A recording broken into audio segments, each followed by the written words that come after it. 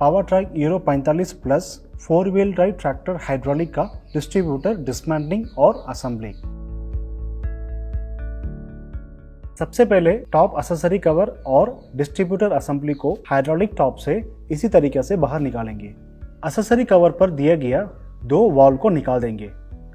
ये transport lock valve और ये चेक वाल्व। अब ट्रांसपोर्ट लॉक वाल्व को पहले खोल देंगे।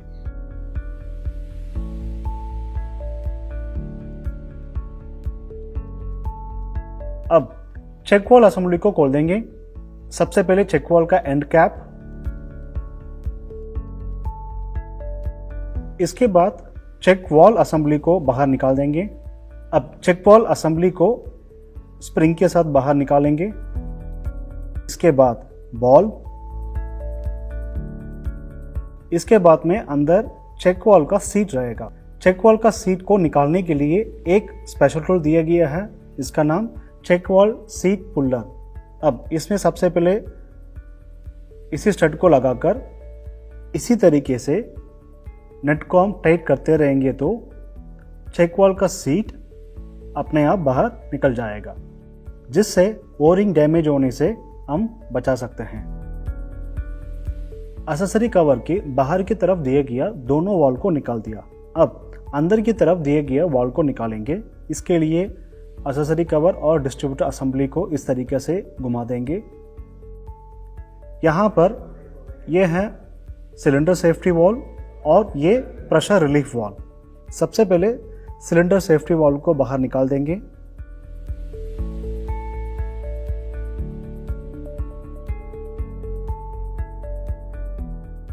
अब प्रेशर रिलीफ वाल्व को भी बाहर निकाल देंगे।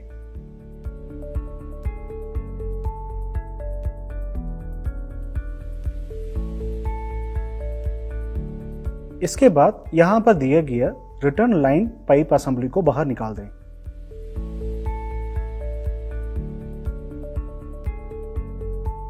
अब डिस्ट्रीब्यूटर और एक्सेसरी कवर को अलग करेंगे।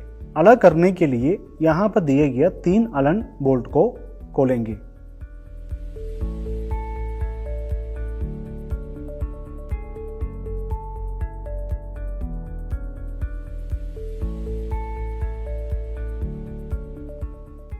अब पहले डिस्ट्रीब्यूटर असेंबली को डिसमेंटल करेंगे। इसके लिए डिस्ट्रीब्यूटर में दोनों की तरफ प्लेट दिया रहेगा। अब डिस्ट्रीब्यूटर का आगे की तरफ से प्लेट को खोलेंगे। इसके लिए यहां पर दिया गया माउंटिंग स्क्रू को निकाल देते हैं।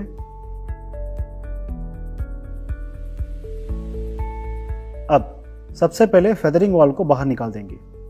सबसे पहले एक बड़ा कैप 2 ओरिंग के साथ, इसके बाद वाल्व और लंबा वाला स्प्रिंग, और ये फेदरिंग वाल्व का और एक कैप दूसरी तरफ से निकलेगा।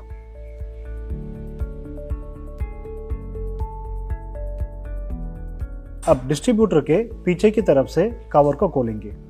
इसके लिए यहां पर दिए गया सारे माउंटिंग स्क्रू को निकाल देते हैं।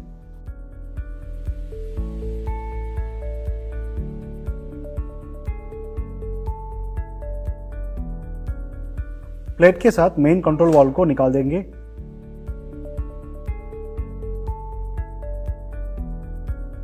अब अनलोड वाल्व को इसी तरीके से दबाकर आगे की तरफ से बाहर निकालेंगे।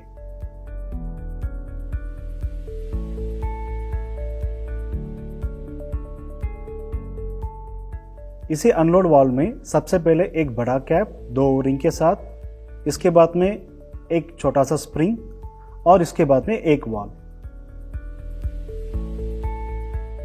यह है अनलोड वाल्व।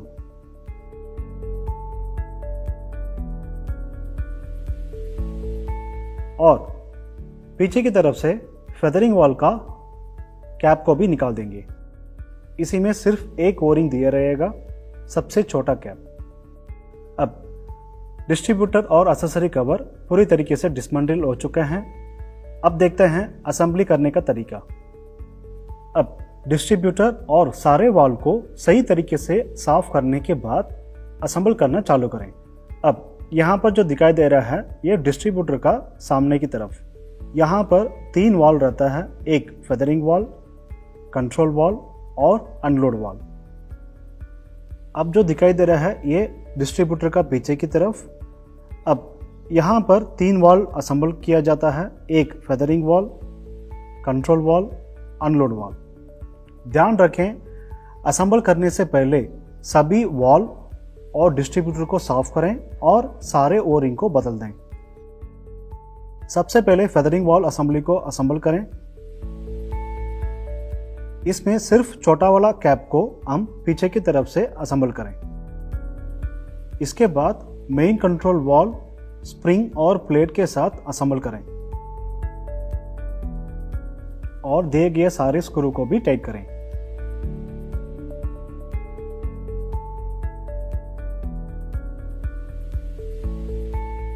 अब डिस्ट्रीब्यूटर का पीछे की तरफ से फेदरिंग वाल्व का छोटा कैप और कंट्रोल वाल्व असेंबली असेंबल हो चुके हैं। अब डिस्ट्रीब्यूटर का सामने की तरफ से हम असेंबल करना है बाकी सारे वाल्व। अब यहाँ पर 2 वाल्व है, फेदरिंग वाल्व और अनलोड वाल्व। इसमें हम पता करने के लिए जिसमें ओरिंग दिया रहेगा वो अनलोड वाल्व और जिसमें छेद है ये फेदरिंग वाल्व। अब सबसे पहले अनलोड वाल्व को असेंबल कर लेते हैं। अनलोड वाल्व को असेंबल करने के लिए यहाँ पर छोटा वाला स्प्रिंग और अनलोड वाल्व को ऑयल के साथ असेंबल करें। इसके बाद फेदरिंग वाल्व को असेंबल करें। सबसे पहले बड़ा वाला स्प्रिंग, फिर इसके बाद में फेदरिंग वाल्व ऑयल के साथ असेंबल करें। और अनलोड वाल्व के लिए एक कैप दिया गया है जो सबसे बड़ा कैप 2 ओ रिंग के साथ। अब प्लेट को लगाकर डिस्ट्रीब्यूटर को फिट करें।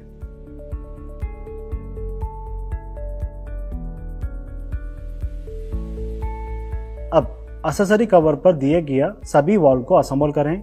इसमें 4 वाल्व दिया गया है, एक ट्रांसपोर्ट लॉक वाल्व, दूसरा चेक वाल्व और अंदर की तरफ से 2 वाल्व है, एक सिलेंडर सेफ्टी वाल्व और एक pressure relief valve.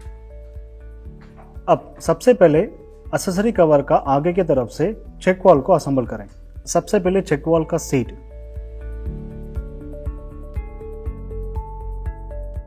Check valve का सीट असेंबल करने के लिए एक स्पेशल टूल दिया रहेगा। इसका नाम check valve seat replacer. Check valve replacer को सबसे पहले इसी तरीके से टाइट करें। इसके बाद ऊपर की तरफ दिए गए हैंडल से टाइट करें।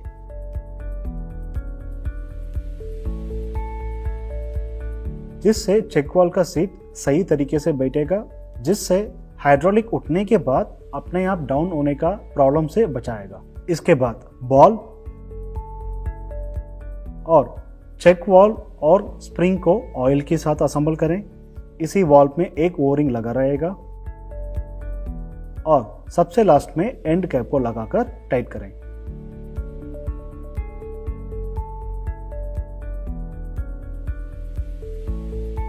अब चेक वाल्व असेंबली पूरे असेंबल हो चुके हैं और चेक वाल्व की बगल में ट्रांसपोर्ट लॉक वाल्व को असेंबल करें।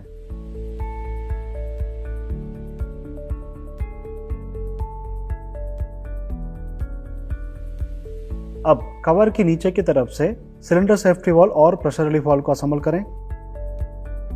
सबसे पहले सिलेंडर सेफ्टी वाल्व,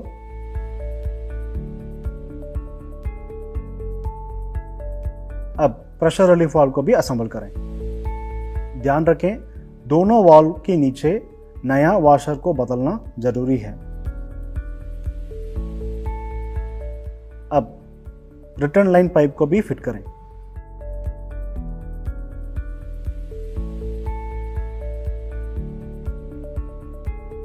अब एक्सेसरी कवर को डिस्ट्रीब्यूटर के साथ असेंबल करें। असेंबल करने से पहले ध्यान रखें, डिस्ट्रीब्यूटर का ऊपर ओरिंग लगाना जरूरी है।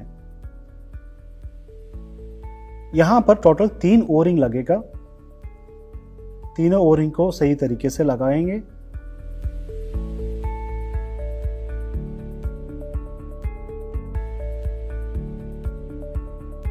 और एक्सेसरी कवर को इसी तरीके से डिस्ट्रीब्यूटर के साथ लगाकर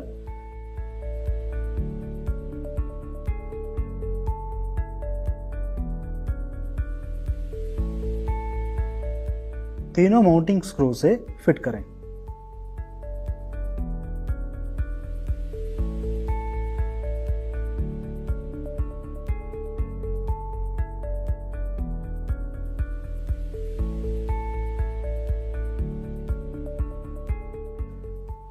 डिस्ट्रीब्यूटर असेंबली और एक्सेसरी कवर सही तरीके से असेंबल हो चुके हैं।